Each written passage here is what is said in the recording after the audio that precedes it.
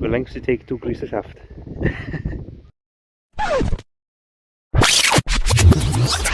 It's a bit of a failed thing now because the nipple, as you can see, is right down there.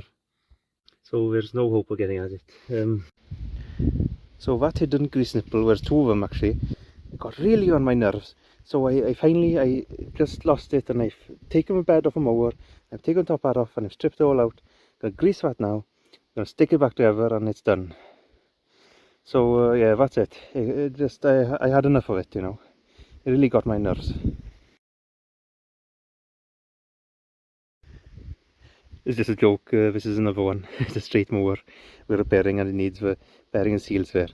Who was starting to think we're actually lost the plot there. Bit interesting about this straight mower, it's the actual back that actually folds up. Usually on mowers, it's the front that folds up to get off the blades, etc.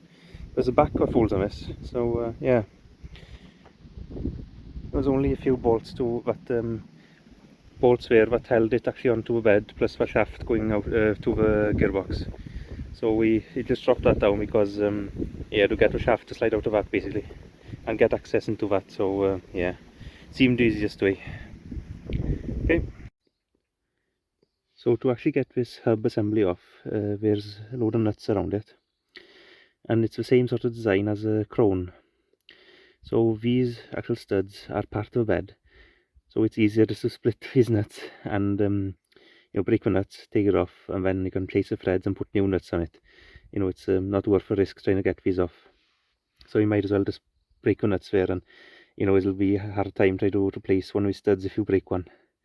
Also, this Claas now, it's got a big nut here, but it's you know, it's the nylon's a bit melted and you know, it's quite rusty.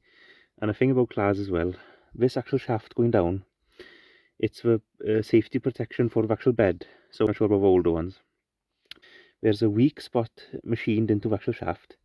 So this actual shaft will, if you hit something big then, the shaft will actually shear and the hub won't actually turn at all. So there's a weak spot in them, so there's no point in just slacking this as well. So we'll probably just cut that nut off to save the actual shaft, you know. If we try to lock one of us up and try to turn it, we could potentially shear it maybe. So that's another thing. It's easier to just cut the nuts and buy new ones than you know, make more of a mess yourself trying to take them off. So that's the next job anyway. That's what I point out about this shaft shearing then.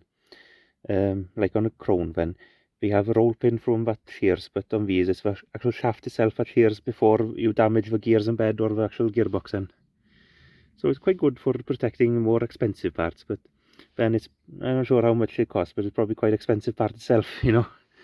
So yeah, that's what I'm going to do for that then. Okay.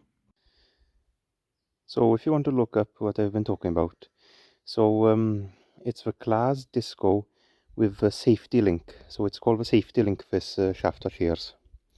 And also the Krone version it's only on like the easy cut mowers, a newer type, and it's called the Safecut.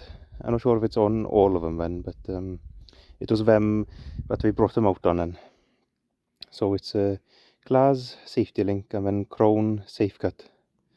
Okay.